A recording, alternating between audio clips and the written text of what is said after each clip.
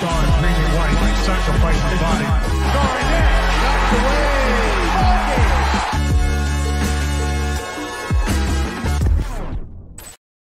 Welcome into another episode of First to the Floor. Ben Vallis here. Thank you for joining us. Hope you're doing well. It is August 21, 49 days until the first game of the preseason. And alongside me for another off-season banger here, it's Wayne Spooney. Spooney, how you doing, sir? I'm doing good, man. We are deep in the content desert right now. So this will be fun, though. This will be fun.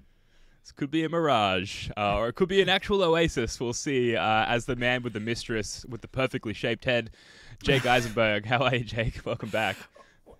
Oh, man, I really hope this perfectly shaped head thing is connected to Derek White, I think. It is. Fingers crossed. But no, we're good, man. I'm Monday morning. Let's do it.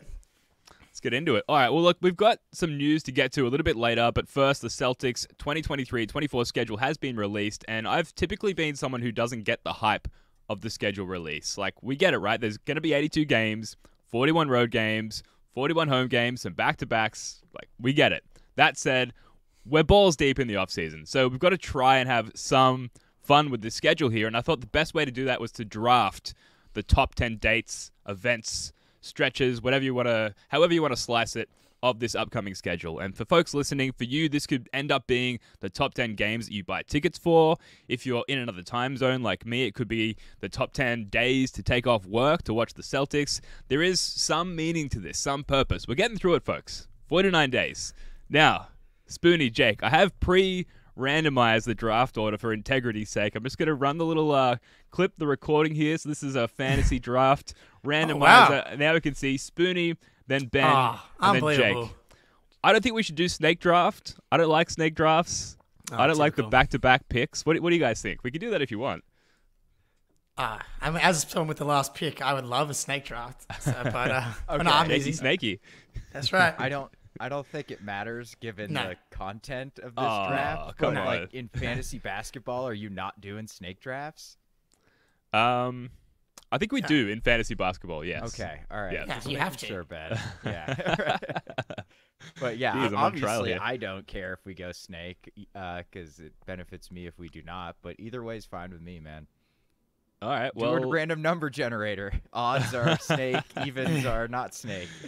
I think given like the draft purity that you guys are putting on display here, I feel like we have to go. We're compelled to go snake here, so we'll go snake. All right, yes. Spoony, you have the first pick in the very exciting, very exhilarating 23-24 schedule draft. Take it away, sir.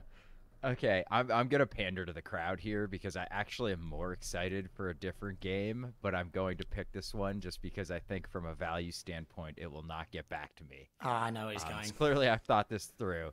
I'm going 10-27 home opener against the Miami Heat. Wow. Yeah, I know. Okay. I know that there's another one where the maybe potential former Celtic that is definitely not going to get back to me, but I just want to beat the Heat so bad. Yeah, it's like the home opener, the Garden's always absolutely electric. You know, like the whole season's in front of you. I just think that like from an excitement standpoint, those types of games are the best. They almost feel like playoff games, and especially with the Heat coming back to town, we're going to want to prove it against them, even though, you know, it may not be predictive of what would happen in a playoff series next year, but we're going to feel like it, and we're going to want to win very badly. We're going to kick their ass in this home opener, and like the Dame trade won't have happened yet. They're going to have no one on the roster. Maybe they'll have Duop, the Australian big man who just dominated France, and Rudy Gobert last night, who Aussie Phil in the chat here apparently had a beer with, which is a fantastically random aside. So that's amazing. Yeah. Yeah, We'll I see. think there's going to be so many teams gunning at the Celtics as sort of one of the current like better rosters and better performing teams last year. Like the Bucks, for example, with their early exit in the playoffs, I feel like they're going to be using every Celtics game as a measuring stick, which is a term I'll use like 10 times in this podcast. The Heat is that for us. Like we're going to be gunning at the Heat given how things ended last year. So I think that's a really good one. With my first pick, though, I am going to go with February 4, Grizzlies at Boston. The obvious one. I'm surprised this fell to me at number 2. Yeah. Marcus Smart, like, you know, obviously back playing the Celtics. We will have already played the Grizzlies. Spoiler alert. at that point in time, but in Memphis. This is going to be Smart's first game back in TD Garden. We only get to see him once, having him having gone rather to a Western Conference foe. It's going to be tribute videos. They'll save him to last in the player announcements. Like, he's going to get the full treatment, Jake. I'm very excited for it. Yep. And I thought this was going to be on Super Bowl Sunday when I checked the calendar, but it's actually the week prior. And if you remember, we played the Grizzlies the day of the Super Bowl last season as well, and we kicked their ass. So Ja Morant's never beaten the Celtics in his career as a Grizzly. I believe Tatum has lost to the Grizzlies as a Celtic. I have a feeling that when Marcus Smart comes back to Boston, he might be having a 7 for 9 from 3. Yeah. Yes. It would be so Marcus Smart, Spoonie, to do that. Yeah, from a value standpoint, the only reason I didn't pick this one is because we will have already played him, so the luster just gets taken off just a little bit. I was picking between this one and the home opener against the Heat. So, sure. Yeah, it's going to be electric. It's going to be crazy. It's going to be emotional, man. That coming home video is going to be tearjerker. And there's so much competition out there. We have put our entry into the ring. It's on our YouTube channel from I guess a couple of months ago now. There's a Marcus Smart tribute video, and every other Celtics podcast outlet, whatever you want to call it, they've all got one out there as well. So the team there at the Celtics are going to have to really set the bar really high there at a premium for that Smart tribute video. I mean, Jake, they should have all the access. They should have the secret Marcus Smart vault with all this extra stuff that we don't have access to. So yeah. But we'll see if they're able to hold up. All right, so I got back-to-back picks here. So I got to be hopefully not run out of options on my list here. That's probably the more important part. So March 1st, home for the Dallas Mavericks. So on the surface, it's like, it's Grant Williams coming home. Sure, there's that element. Obviously, we have Kyrie. Mm-hmm. There's going to be the Kyrie element. Don't forget that Porzingis in Dallas went very badly, and he got traded for pennies on the dollar to Washington. So he also has a chip on his shoulder against Dallas. So you've got Grant Williams revenge, Kyrie Irving versus TD Garden, Porzingis revenge game on Dallas. So, and then also you've got this the overarching battle for the best player 25 and under between Luka and Tatum, who's gonna take that belt on this night. And so I feel like that has a lot more elements than I at first thought. And I was like, I don't really care too much about Grant coming home. When you add in Kyrie, Grant, KP, and Tatum versus Luka, it's pretty juicy all of a sudden. Yeah. When you first said it, I was like, oh, Kyrie angle. I didn't even consider the Porzingis angle, but he's definitely going to want to kill them. And Luka always rips our hearts out with a buzzer beater too. So we'll want to get that monkey off our back a little bit. So yeah, that's a fun one, man. And I think Grant will ham it up a little bit. He's going to be mouthing off like crazy. The crowd's going to be screaming at him. So that'll be a fun one. Grant Williams is going to absorb every ounce of that moment, from getting out of bed that day in Boston to walking out of the arena at the end of the game. He is going to be there for it. What do you guys think is on the Grant Williams tribute video, Spoonie? Bucks, right? The Bucks game, 7 threes, 7 for 18, mind you. I always have to bring that up. It wasn't the most efficient shooting night. Especially given how open he was. But what else is on that tribute video, guys? I don't know, Jake. You got anything? Well, it would be all that playoff run. It would be him defending Giannis, him defending KD and Kyrie. Those are the moments.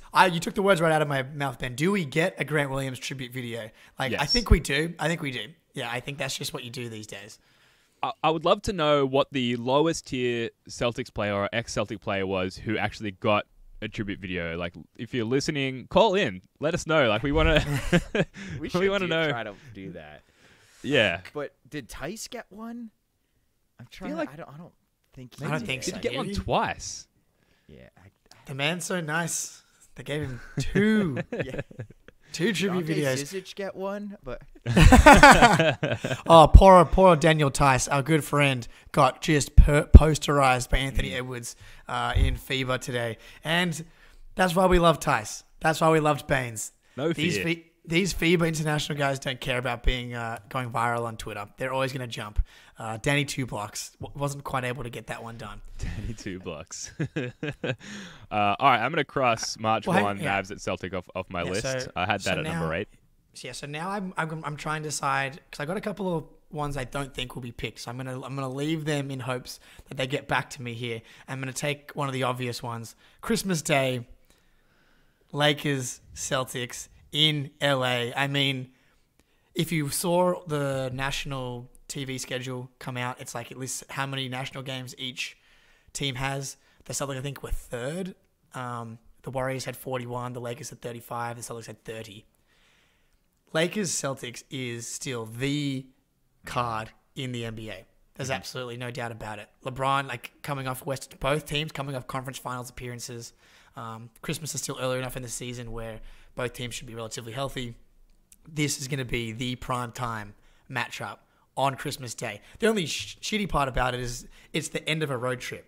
So we play Warriors, then Kings on a back-to-back, Clippers, and then Lakers is the last game on the road trip. So Adam Silver's done us a little bit dirty here, but I have no doubt that our good friend Jason Tatum will turn up as the second highest point total average he has is against our good friends the Los Angeles Lakers. Yeah, Christmas Day, it's always the best. I love if it's like a 3 p.m. game. I don't know how that is for you guys as far as, is that like Perfect. 5 a.m. for you? It's like 5 a.m., yeah. Yeah. That's fine. That's Perfect. tough, but it's just so nice. Like Christmas Day, you do all the family stuff, you have a nice big lunch, and then you crack a few beers and watch some NBA basketball all afternoon. So it's great. LeBron, the Lakers, like that is the NBA, man. That is the NBA. So it's a huge one. I'm so used to looking down on the Lakers as well because they've been like pretty terrible. Like kind of obviously they won a championship in the bubble, the most fraudulent championship of all time. But aside from that, they've been like pretty bad for the last like decade or so. And like they made the Western Conference Finals last year, like you said, and they had such a terrible start to the season. And you know AD's inconsistency with staying healthy, and even LeBron now as he ages. Like I'm kind of surprised where they ended the season, and having to sort of like circle back on my perception of that Celtics-Lakers matchup and how it is actually two of the more dominant teams going head-to-head on Christmas Day. And the format here in Australia is like you have Christmas. You get Christmas Day out of the way. Yeah. You go to bed. You wake up at 3 a.m. for the first game, which typically seems to always be in Madison Square Garden. And you just like keep it rolling until, I guess, the early afternoon. And then pre-kids in my life, you'd like sleep away the rest of the day. But now you just kind of like grin and bear it and keep soldiering on. But it's a fun Boxing Day here in Australia, and that's definitely going to be the highlight of it. Okay, so I've crossed that off my list. December 25, Celtics at Lakers. My second pick. Oh no, sorry, we're snaking. See, this is I'm all discombobulated here. Spoony, we're back to you. Classic Ben, trying to stolen his segment with the face-off, and now he's trying to steal his picks. I know. Hold on. No. It's the off-season everywhere. Didn't Jake just have two? It actually is Ben's turn. It's you, Ben. Oh, it's Jesus Christ. All right. all right. Then I get two. May have been out late last night for the World Cup final, so forgive me. So my second pick, January 13, the Rockets at Boston. This is Ime Udoka's return to TD Garden. I'll ask the obvious question. I think the answer's obvious as well, Spoony. Does Udoka get booed by the TD Garden fans? I think there's going to be a weird half and half boo cheers, and I think it's going to be kind of uncomfortable, frankly. Oh, yes. I'll be interested to, like, the players, especially Smart, which obviously doesn't matter anymore, but the players have been, like, pretty, like, not pretty positive. They have been, like, unequivocally extremely positive about their experience with Ime Udoka, so I think there's a pretty large percentage of the fan base who feels like it was a mistake to let him go. I do not agree with that at all. I think that was the right decision, but I think it could get a little weird, honestly. It's going to be weird. But at the same time, there's going to be juice, I think, with... Oh, yeah. So I think it's a good pick. And part of Ime's... Yeah, lock up your girlfriends. Ime's coming to town. Yeah, watch out. I do think... Part of Ime's whole thing was like he was a competitive arsehole, right? Like that was kind of his stick. And I do think that Tatum's gonna want to kick the hell out of Ime. I have like as much as he loves him, that he wants that respect from Ime, and he wants to show him like, yeah, you screwed up a little bit here. I don't get that vibe from the players. I think it's all love, which is but like problematic. I love my best friend. He's staying here with me for a few days after coming back from Sydney, and we're playing fantasy football together. I want to ruin his life every day. So, like, Fair. yeah, you know, he's going to do a great speech at my wedding, but, like, anything competitive, I need to destroy his soul, you know? Yeah, if Tatum was playing Kobe, he'd want to dominate Kobe. You know what I mean? It's like the same kind of, like, I don't know if he idolizes Udoka, but it's a state of friendly competitiveness. Mm-hmm. Yeah, I think that's a great way to put it, Jake. Like, I love my buddies. I want to murder them. All right, me. I guess so. We must have different ideas of a snake draft because you, Jake, you, me. Yeah. Okay. You. All right. Jake, Maybe Jake. you guys should just call out the picks. I'm clearly not with it today. It's me for two. It's me for two. Yeah. I'm struggling here, All right. folks. Okay, I'm going off early, which is a common problem I have. I'm going the season opener, 10-25 at the Knicks. Like, MSG opened the season. The Knicks, like, we had Trill on last episode, and he was like, the Knicks play you guys tough. And, like, deep down, I want to be like, did you see their shooting numbers? Like, they were just crazy hot. Like, we're way better than them. But, like, we went 1-3 against them. So I'm big on my revenge kick right off, set the tone of the season early. And it's always fun to be an MSG, like Spike Lee, you know, going crazy on the sidelines. All sorts of – there's going to be a lot of famous people in the crowd. They have a really good home crowd, too. So I think that's going to be a highlight of the season. Hopefully it's a big dub. Yeah, well, the last time we opened the season in New York, right, it was Horford missed it because he had his first out of 1 million COVID cases. And then Jalen had just come back in time from COVID, had like 40-plus, double OT, and they lost, I think, right? And Got then the smart Fournier buzzer beater. have like 40. Yeah. Who- His last good game. Yeah. I think he legitimately cooked again last night too, Fournier. He can't get on the floor, and then Celtics and FIBA. It's where he comes in hot. Yeah. It's tough. All right. So I'll go again. There's a bunch that I have now that are all just kind of like similarly, like they'll all be similarly good. So I'm picking between a couple. I'm gonna stay on my revenge theme. We have a back-to-back at home with Cleveland, 12-12, 12-14. They're kind of like the new NBA nerd, like, love team. Like, oh, man, nobody realizes how good Cleveland actually is. We went 1-3 against them last year. Again, it's another case of, like, yeah, but Karis LeVert had 40. Like, come on, there's some weird stuff happening. Tatum got fouled and not dunked. Like, so that could have easily been 3-1. So I know, Ben, you said we could take stretches, right? It's okay if I take 2 games. Yeah. And Super loose approach here. Yeah, all right, cool. And the kind of the back-to-back games like that, they're doing that more to cut down on travel. They kind of feel like a playoff series a little bit when you're playing the same team in your building 2 games in a row.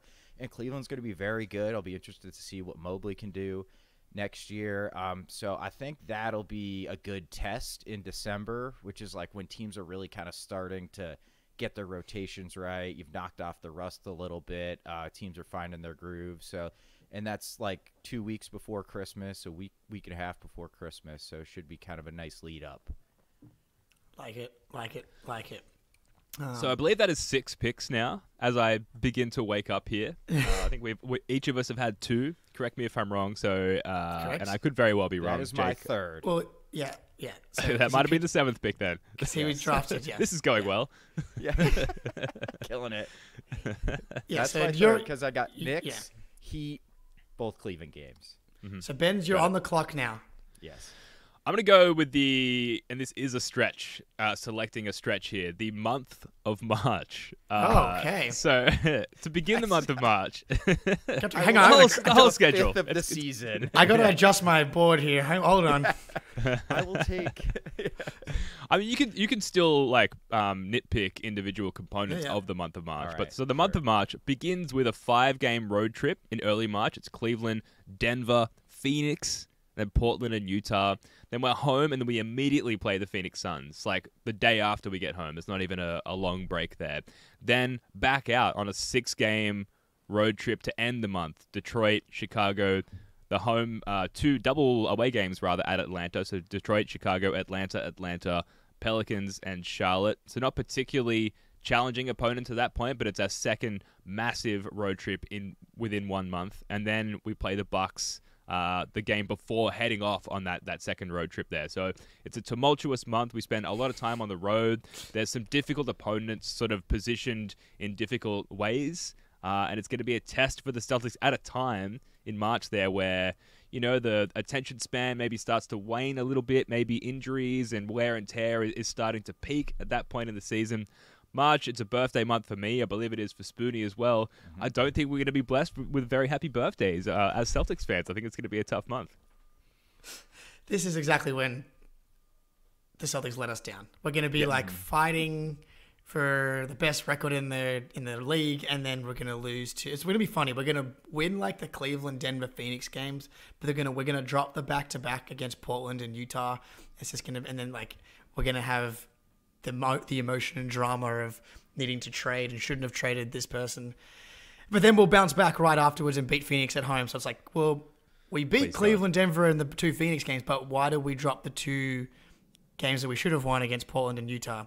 Because these are our family members and they like to hurt us when we least expect it. Yeah, let us down at the worst moments. And there's a little bit of spiciness with the Utah stuff with Danny Ainge. I don't know. I kind of feel like I want to beat Danny and beat Utah. Mm-hmm. And, Scoot Henderson, Portland, that's going to be I think they're going to be, fun. They're going to be bad, but I think they'll be an interesting team to watch. They're going to lose, 135, 120 a lot. But, and I feel like we play Portland really well anyway. So, but, yeah, you'll probably lose that one. So that's a good stretch. I like that. 2 Phoenix games within 2 weeks. That's bizarre, man. You don't Bucks see as that well. happen. Yeah. Mm-hmm. Yeah. Interesting. March. March. Who's next? I have no idea. All right. I got 2 picks now. So try and decide what to do here. I don't think anyone's going to take my 3 picks. So here we go. April 9th at Bucks. This is going to be the decider for the 1 seed in the NBA right here.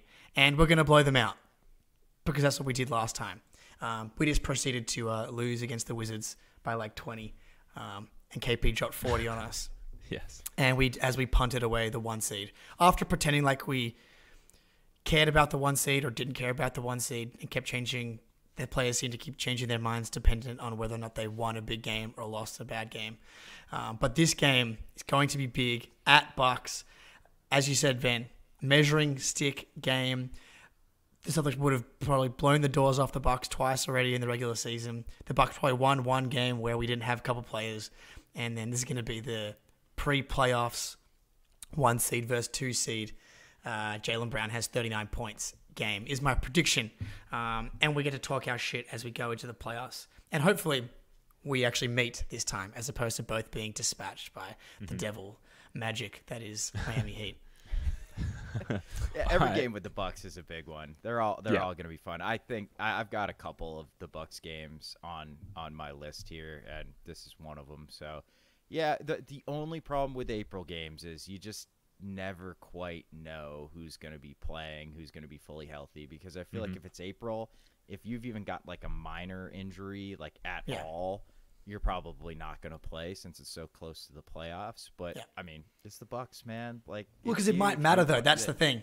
It could be right. If the winner of that game takes the tiebreaker for the season series. Is we're separated by 1 or 2 games. Yeah, definitely. Yeah. Jake, it is your pick again. That's right, Ben. You're on it. He's coming back. He's coming back. All right. I apologize to all the listeners out there. I am struggling today. Go ahead. So, the in-season tournament, the inaugural, coming up this season. We play the team that's in our pool, the Orlando Magic. We play them back-to-back as pool games for the in-season tournament. Everybody, I'm sure, remembers, we struggled mightily against the Orlando Magic last season. It would be really nice for us to come in and show the Magic that those are flukes. We have the capability to beat the Orlando Magic. There's not just this weird matchup problem with this team. And we just take care of business because everybody's going to be going into these games being like, well, the Celtics have no chance of winning the in-season tournament because the Orlando Magic's in our group. Can we just win both of those games and be a normal contender for once? That would be great. I would appreciate that a lot. Yeah, the Magic stuff is strange. Sorry, go ahead, Ben. Well, like, we can lose to the Magic and win out our other group stage games and still progress to the next round of the tournament, right? You can, but that would involve also having to win those games because you dropped the other ones. Sure. Yeah, got it. Okay. I mean, yeah. let's just win them. Go ahead, Spoonie. Oh, I was gonna say, like, I tweeted about Paulo's shooting stats and their 3 wins against us, and I'm pretty sure he ended the season shooting 29% from 3, something like that. And he shot 70% against us from 3 in their wins. Yeah. So it's like, that's annoying. Yeah, it's extremely annoying, and they play us very annoying. We just have trouble because they're so freaking huge too. So, I think they're gonna be pretty good this year too, man. Like, I think they might be in the mix for a play-in spot. So, and it's kind of fun that they're the pool games. Like, I don't know how much people are going to care. I think I will probably care a little bit more for the pool games. So I was thinking about this, right? They're already regular season games. So we already care quite a lot anyway. So the players, and so you just add even if it's 5, 10, 15% more intensity and care onto these in-season tournament games, that's going to be enough to make them just a little bit juicier. And then you add in the fact of like this little mini rivalry that's developed between the Celtics and the Magic over the years, and them just being chock full of Celtics killers. I don't know Terrence Ross must have just done a blood sacrifice to transfer his Celtics killing prowess over to Paolo in France. It's very frustrating. I do think the Magic, they're going to be like front and center on the Celtics revenge tour this year, along with like the Heat and the Knicks, who I believe, like the Knicks, we've lost our last 3 games against. Yeah. So I think Knicks are number 1, Heat obviously right up there, Magic as well, because it was a weird like monkey that we couldn't shake off our back. They have lost some of that size, not that it was effective like forms of that size, but Mo Bamba also gone, but that's not the size that we were worried about, I guess. So that was the 10th pick, I believe. Yeah. So we should get to some honorable mentions. Spoonie, you look like you've got something on the tip of your tongue there. I was going to say, we might as well just draft 12 and finish out the round, right? Sure, and okay. Who cares, right? All right, let's see. What do we got here? You guys have chosen most of my choices here, so... nice, good all right, drafting. Stepping on Spoonie's toes here a little, I'll say opening week. So... Oh, wow, come on. Stepping on his toes a lot. Stepping on his foot... and maybe trampling his knees a little bit as How well. many more games are there after the Knicks and the Heat in that first week? I think 1. The Wiz, and Indy. That's a blockbuster too, yeah. And Indy, who I think Indiana might give us the most trouble out of those 4 teams. But I've put here next to that opening week schedule 4-0 ? Because like the Celtics roster is good. Like it's probably I think that's fair, Ben. I think that's top a very 3. Very bit of a hot take. They are the favorites to win the title. There you go. And so you look at that stretch, and I guess I need to start believing that as the Celtics mature, as the Jays mature, again, I need to start believing this as a human being who like has to navigate, the world and go to sleep at night and things like that. I need to believe that the Jays have matured and are going to start to get over this shooting themselves in the foot period of their career where they lose games, going into the fourth quarter up 12. I need to believe that they're going to start to summit that mountain. And therefore, you look at this stretch to begin the week, and through rose-colored glasses, it's hard to imagine the Celtics losing to any of those teams. And so therefore, I think a 4-0 start is like not an unreasonable thing to expect. And therefore, that would make it a premier part of the entire schedule for the Celtics. They will be favored in every game. But what about this universe?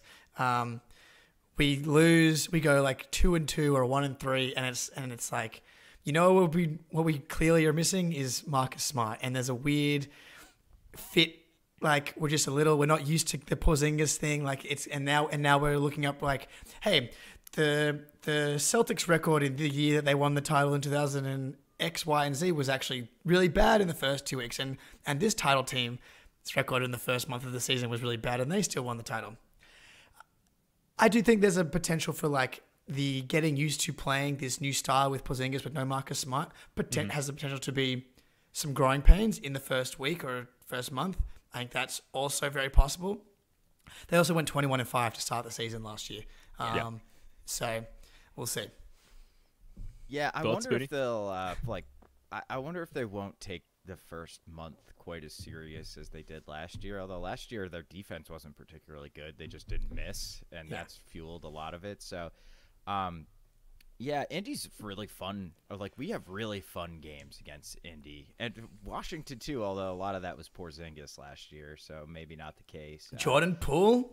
Yeah, they're gonna be what a weird team, man. That's gonna be go. bizarre. But so yeah, I always look forward to the Indy games. Plus, little homecoming, get to watch my guy Aaron Nesmith, ball out, injure Jason Tatum almost.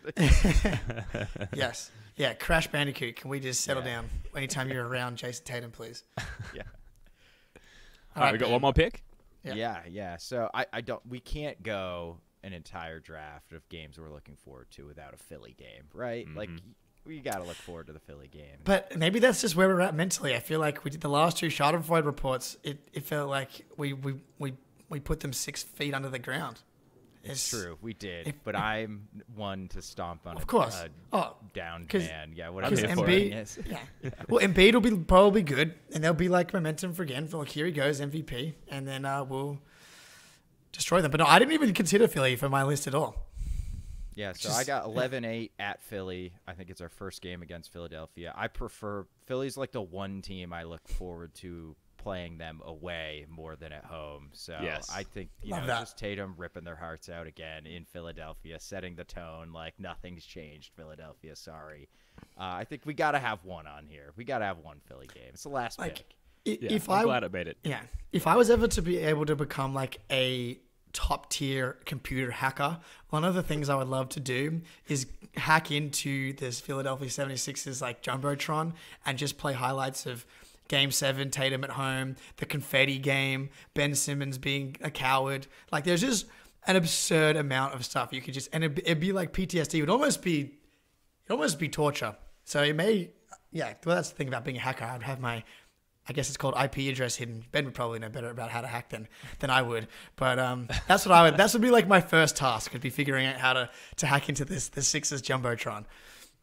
Leave your IP exposed, man. Let them know it's the first podcast doing the dirty work. We're not an official entity, so there's no one to sue. I'm glad Philly made it. We might have to rename the segment the Hardenfreude Report because he's just giving us so much content. Amazing. All right. I'm glad Philly made it. So honorable mentions, I'll just rattle off a few. I think most of my 10 or so choices have been chosen. So honorable mentions, November 19th, the Celtics at Grizzlies. So that's the first interaction with Marcus Smart. I'm a little worried about, injury concerns from the Celtics perspective, just because Marcus Smart is just going to be going so hard at his former teammates. I've also got November 22, which is Bucks in Boston. Nationally broadcast game, measuring stick game. We're on the Bucks' radar for their revenge tour, so the Bucks are going to be like bringing it, and it's early for them. Like we've talked about them being less of a threat in this upcoming season because of the agingness. Some of their players are getting old, for lack of a better term. Maturity. And there you go. Early in the season, that's going to be less of a concern for them, so they're going to be bringing it and trying to show the league and fans and whatnot that they're the better team in the East. So that's going to be a big one. And then finally, January 19. Denver at Boston, game 1 of the Denver Cup for 2023-2024. Another measuring stick game. Obviously, they won the title last year. My mate Dice has been just nauseatingly consistent with him trash-talking me about the Celtics being terrible and the Denver Nuggets winning the championship. So it's a big game in my little world here. So those are my honorable mentions. Spoonie, what have you got?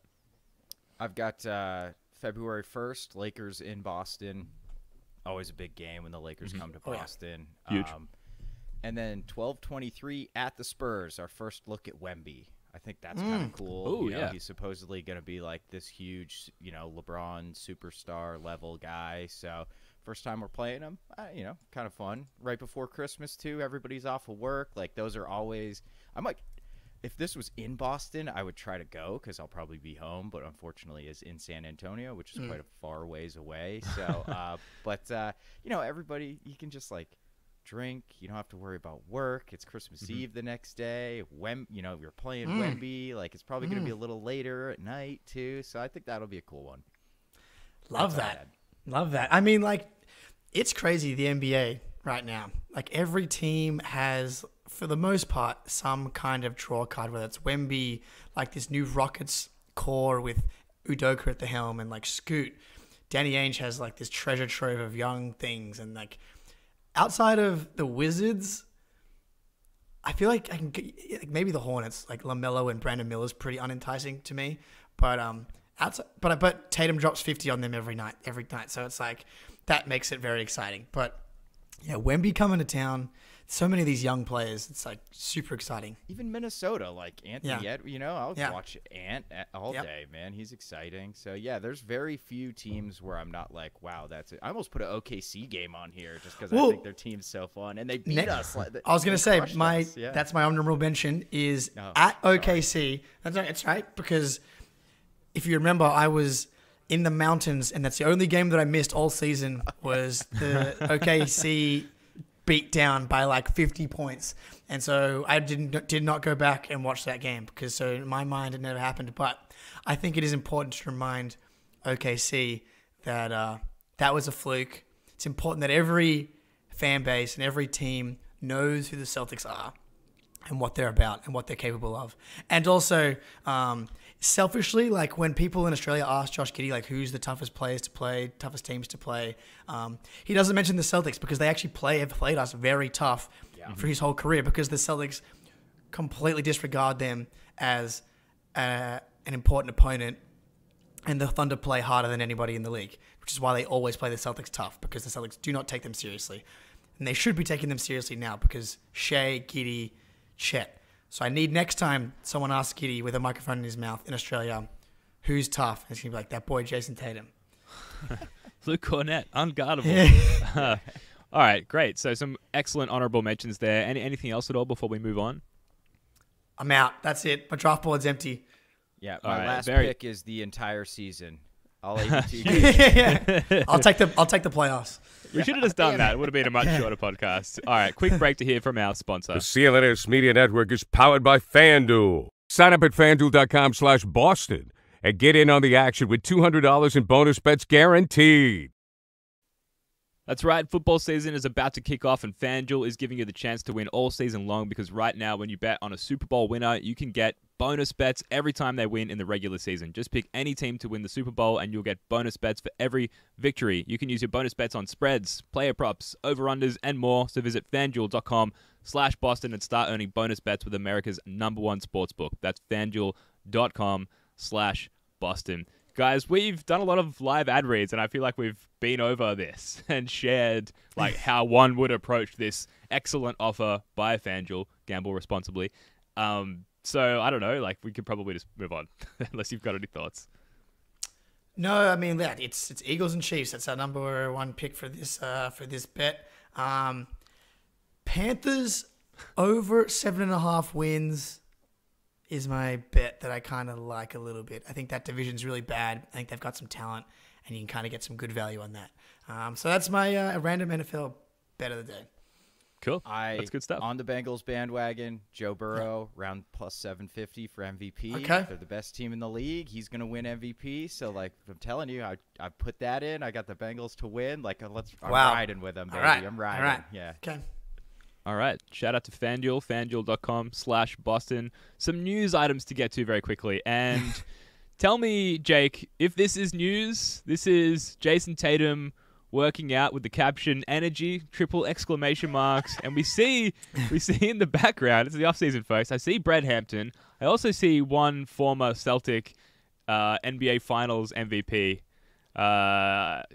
Thoughts? Like, I guess it's good, right? That they're hanging out. Like, he's in LA, and of all the LA people, all the NBA people he could be hanging out with, it's the captain and the truth, number 34, Paul Pierce. Is this a thing? Oh yeah. I tweeted the next thing from the Snapchat where it's like Pierce is on one knee doing like shoulder presses with one bicep.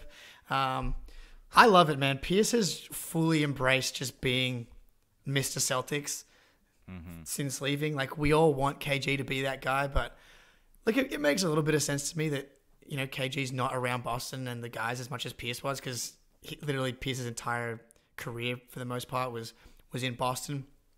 But I love seeing these guys hang out. I love seeing him constantly mentoring. I do think it's very brave of Paul Pierce to attempt Jason Tatum's workout despite having a blood, you know, content of like THC and alcohol making up like probably more than half at this point. Every time he's live, it's like there's minimum one mind-altering substance in your bloodstream right now, and I'm happy for him. But yeah, this is great. Anytime I get Pierce in my life, it's a good thing. Yeah, I think it's cool. It kind of harkens back to the KG Pierce video when they were going through the practice facility, and Pierce was like begging KG to like get back involved with the team, and Pierce has been putting his money where his mouth is, man. Like, he's proved it. He's there. He's working. I can't believe that they decided to meet up at a gym. I think that was probably pretty low on Pierce's like suggested locations to hang out. That's got to be Tatum's people pushing for that. I do love that Tatum's just like, you just have no worries about his commitment, his, you know, commitment to his body and his craft. Like, he took a couple of weeks off, whatever, but he is going to come in again as one of the most well-conditioned athletes in the world, in the NBA, like every single year, 70+ games, leading the league in minutes. And I do sled pushes. There's so much more weight on his sled than mine. Like, so much more weight. It's like 4 Jakes on his sled. It's so many Jakes on his sled. It's unbelievable. Like equal amount of Deuces and Jakes fit on that same thing. If someone said to me, "Hey, did you hear Tatum was hanging out with Paul Pierce?" my initial response would be, "Oh no, what's gone wrong?" But so this is pretty tame. This is pretty good. Yes, absolutely. Cool. Well, call in. Let us know how many Jakes do you sled pull and sled push. We'd love to find out. Love to hear from you.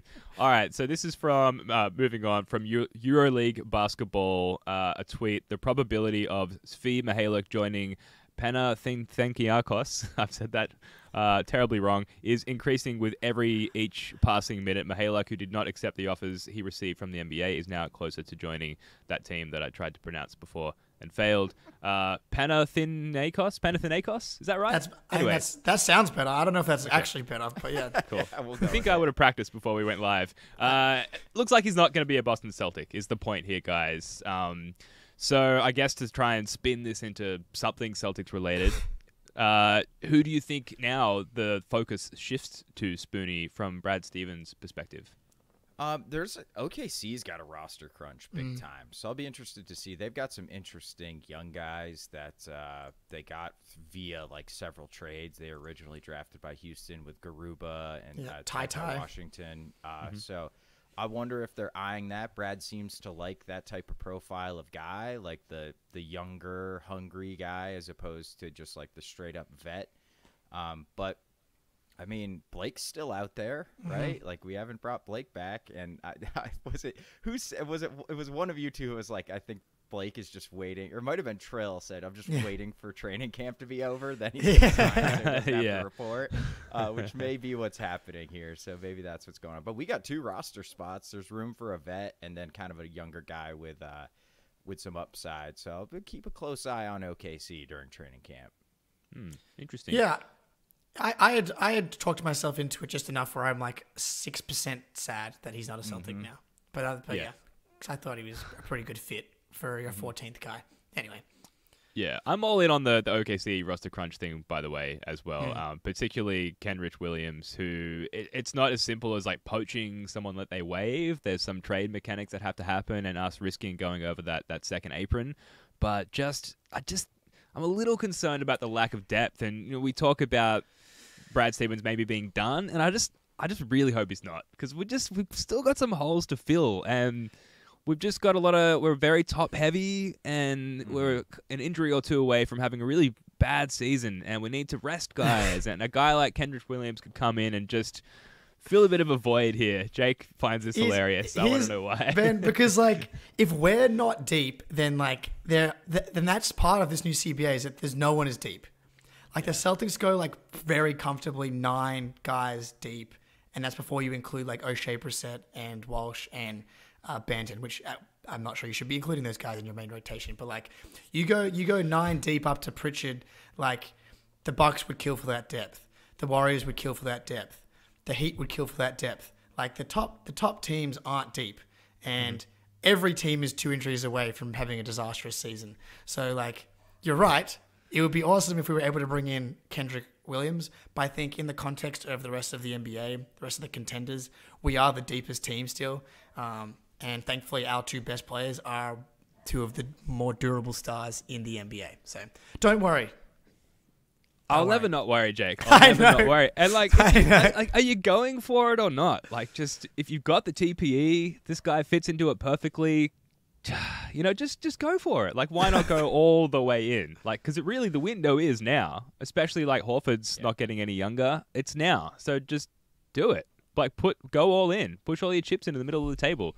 Don't like hang on to one chip that you can walk away from the table, flipping in your hand and walking in and cashing that in for a beer. Like, put them all in the middle. It's frustrating to me.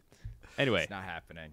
No, not happening. I disagree. You're right. Keep your powder. Keep your powder dry. You're one of the best teams in the league. There's no point, in my opinion, compromising your ability to like have this long window before the Tatum really hits his prime. Like if you hit that second apron to bring in Kendrick Williams, who we're not even sure can play in the playoffs, I think could be a mistake if it's going to push you over that second apron. So I know you guys are probably right. That keeps me up at night. Sorry, Spoonie. I was just going to say, there's, some serious cons to bringing him in now because of the new CBA. And, like, I hope those are the reasons, and it's not because Wick and company just doesn't want to pay the luxury tax. Like, if that's the reasoning, then that makes me very unhappy. But, yeah, like, that TPE is going to be there until next offseason. Like, you never know who's going to shake loose at the trade deadline or something like that. So if you use it now, you can limit yourself. But if now's the time to strike because, they need to get rid of somebody on the cheap and he's not going to cost you more than a couple seconds and going over the apron, maybe it's worth it. So, but it's not happening. They're not going over the apron. They're not going to do it. yeah, and Wick has proved that he's not scared of the tax, right? Like that he's as close to the second apron as you really can be. So he's proved he's willing to pay the tax. If this new CBA doesn't happen, I think Grant's still on the team. They use this like they wouldn't have this TPA in that case. They were willing to spend as much as they needed to have this roster. So as you've covered, the CBA has screwed the Celtics disproportionately for their ability to win a title with this current core, more so than other teams. But that's life. Something else that has screwed the Celtics at times, although not to the same degree as the CBA, is Tatum's shooting and the continual drop-off from his rookie season. Jake, I know you've put some stats in our run sheet here about Tatum's shooting and why or why not it might turn around in this upcoming season. So what do you got for us from that perspective? So I actually do think this is kind of important because the Celtics' ability to win a title, yes, we can talk about bringing in Kendrick Williams for $4.5 million, but Jason Tatum is basically going to be the reason we do or do not win the title, like really when it comes down to it.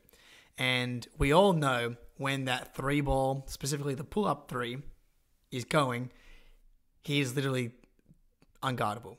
He's dropping 51 in Philly. He's dropping 46 in Milwaukee. He's unstoppable 3-level destruction force of nature. And he was famously like one of the worst pull-up shooters in the NBA last season. He's 35% from 3, basically flat the last 2 seasons. And prior to that, he was like pretty much around the 40% mark. And there's a lot of theories around what it is. And like there's the wrist injury. I personally don't think it's the wrist. Because if it was, he would have gotten surgery. And for context as well, right? He's shooting 40% on catch and shoot threes last season. I don't remember the catch and shoot stats from the year prior, but those numbers are still good. The free throw numbers are still at 85% despite the volume going up and up. So like, I don't think it's a wrist thing. Like, why so the wrist only bothers him on pull-up threes, but not on catch and shoot and free throws? The other theory is the muscle. He added too much muscle. He's gotten bigger, but he hasn't gotten to, like, bulky. Like, he hasn't had like a Giannis type muscle transformation. Every NBA player that comes in at 19 years old puts on a lot of size. Like Kawhi, Paul George, Steph Curry is famously like way bulkier than he was earlier in his career and is still one of the best shooters of all time. I just do not buy that at all. Is the reason that he's can't shoot now, especially when you look at the other numbers with catch and shoot and free throws, that the added muscle, which he's been very gradually building, is impacting his overall shot. I think he's just taking more difficult shots and his volume of threes is just like a little bit too high. Like, I don't think he's a good enough shooter where he should be like third or fourth in the league in 3-point attempts. I think he should probably be more in like the 10 to 15 range and be mixing his shot diet into the mid-range a little bit more. Yeah, so I have some stats, Jake. Sorry, Good. Ben, I don't mean to cut you off, but like they go perfectly with what you just described, okay? So these include pull-ups and catch and shoot. He took 92 wide-open threes last year, 42.4%. 356 open threes last year, 36.5%. Combined, that's like 39-40% on open and wide-open threes. He took 235 contested threes. Second on the team was Jaylen Brown at 117. He took double the amount of contested threes as anyone else on the Celtics, 30%. So, and then very tightly contested, he took like 6, missed them all. So basically, if he takes a bad shot, it's not going to go in. And if he takes an open one, it is. So if he just knocks some of those tightly contested threes out, shifts them, and, you know, tries to find himself some more wide open threes, or just doesn't take them and either passes or gets into the mid-range or tries to get to the rim, that 3-point percentage is going to climb up back into that 37, 38, 39. The really weird one was 29.2% on regular pull-up jumpers, 35.5 on step backs. So the step back was actually okay. Wow. It was like the normal pull-up coming off the pick and roll and just like getting into the shot that he was absolutely dreadful at last year. So really, that is like really strange. I almost think that might just be a shooting luck thing. But, like, it is so clear the less open he is, the worse he shoots, which, like, everybody is like that. But it's the fact that he takes so many tightly contested threes that's really dragging down his percentage, man. Like, double Jaylen Brown, who takes his fair share. Yeah, that's the Kobe gene right there. Yeah, He can't help himself. Yeah, you guys both said it. Shot diet and where he gets his shots and how often he takes them is a huge element there. I also think beyond Marcus Smart, who's now gone, obviously, Tatum was like our number one. I have no stats to back this up, but just from the eye test, our number one late shot clock go-to shooter, often from beyond the arc. And you know, those are not often good looks. They don't come within a good offensive flow, but you try and find your best player. I mean, I don't know why I'm doing quotes. Like, he is our best player for those shots. And you know, unfortunately, Jaylen Brown's not listening, Ben. Yeah, of course. Maybe he is. Who knows? Those shots don't go down at a heavy clip generally. So shot diet is something that he can assess with his crew and with the team over the offseason. Do you guys think that shooting overall is going to be the number one like skill that Tatum will be working on this offseason? I think it should probably be playmaking. Like, and I'm not sure how much you can really work on that in the offseason. Like, working on his pick and roll comfort and playmaking, because I do think that that's going to be, as much as I would love for Tatum to shoot 40% from three next year, I think him taking a playmaking leap would have a bigger impact on the overall success of the team. That being said, I would imagine that that's what he's spending a lot of his time on is the 3-point shot and the floaters, like that in between range is like that's the other piece of his scoring arsenal that isn't elite yet. And it was definitely his best year for floaters, even if the numbers were bad. I thought he just looked a lot better, and it was something that he looked to do a lot more. So I would expect that to come around more in the next season or two as well. I have the shot clock numbers, Ben, and you Look are at this guy absolutely go. 100% right. Between 7 and 4 seconds, so that's defined as late in the clock, 62 threes, 30.6%. Between 4 and 0 seconds, so very late in the clock, 59 threes, which is an insanely high number, 27% on those threes. So, yeah, like, you're right. Part of it is just, like, you're the best player. Sometimes you're going to have to take shitty shots. Like, that's just the nature of the gig. But, man, you're taking 100 and something late clock threes. Like, God, something's a little bit wrong with that. Part of that's probably because he pounds the ball a little bit. That's what I'm thinking. I don't think it's just grenades, and he has to take. I think he brings that on himself at times. Where if he just makes a decision 3-4 seconds earlier to either take the step back, and he's not fumbling around with the ball, or he just makes a play, gets downhill, tries to draw contact, finds a shooter. I think that, he could easily cut that down by like 30% pretty easily. How many times per game are we like, didn't love that shot? And it's probably like 2 to 3. And I think if you can cut that down to 1 to 2, that literally might be the difference between 35 and 38%. Yep. Definitely. So fixable, and yet we finished with the second-ranked offense last year, despite these like just very glaring holes, like just the volume on how many times we ended up with late shot clock Tatum threes on such a low percentage, and still finished with the second-ranked offense, and yet it's such a fixable quirk, schematically speaking. That bodes well. Then you add in Porzingis, who's like another guy who could be a go-to shooter in those late shot clock scenarios. Do we even get into them with the post-up opportunities that Porzingis affords us? Now I'm going down a rabbit hole that I won't at this point in time, but exciting things to come, hopefully, from the offensive perspective, and certainly with Tatum's shooting improvement this offseason. Yeah, and look, 35% isn't great, but it's not a disaster. Like, if he just is a 35% three-point shooter for the rest of his career, plus his other improvements, he's going to be a first-team All-NBA guy for another 10 years, and that's a really good player. So, like, we're very happy with our good friend Jason Tatum, where he's currently at. But like, I would be shocked if he doesn't make a couple of tweaks over the next year or two, where he's just like, the efficiency. That's really the only knock, right, for non-Celtics fans, is like, he has these inefficient games. It's like, can you just find a way to be a tiny bit more efficient? And once he does that, then it's over.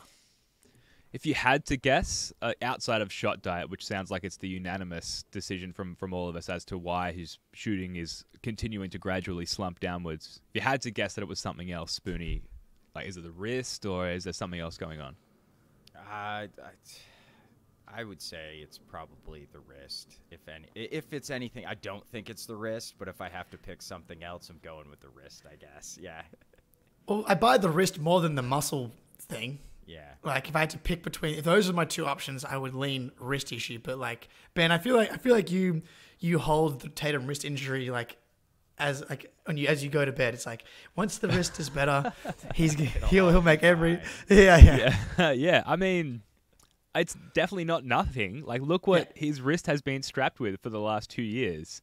And then so I guess I was a little surprised to find out that he hasn't needed surgery on that wrist this offseason, and maybe that's a good thing. Like, obviously, at this point in his career, he'll do anything he can to give himself a better chance of obviously performing well individually, but winning a championship as well. And, if wrist surgery was in any way a necessity, I feel pretty confident that he would have gotten it at this point. So that probably plays down the severity of the injury to some degree. That said, I hope to see that. There you go. What? Can we strap there in the picture? Enhance. StreamYard. I don't see a wrist strap on the left wrist while he's pushing this sled that's got like 9 Jakes on it. So sure. I don't know. 9 Jake sled. That's now my personal goal for the remainder of the episode. Great man name. 9 Jake sled. All right.